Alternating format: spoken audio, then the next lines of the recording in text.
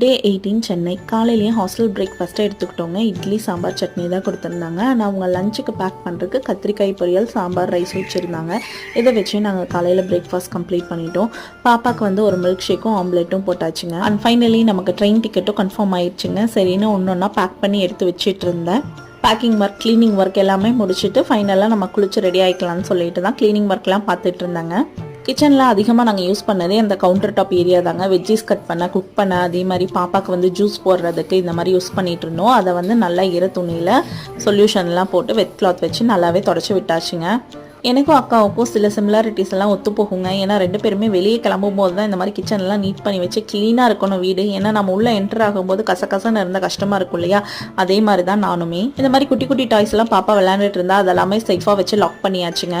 அப்படியே கேபுக்கும் சொல்லிட்டோம். கேபும் வந்துருச்சு. நாங்கள் அப்படியே ரயில்வே ஸ்டேஷனும் கிளம்பிட்டோங்க. ஃபைனலாக ட்ரெயினுக்கும் ரீச் ஆகிட்டோம். ஹாப்பி. இனி நம்ம ஊருக்கு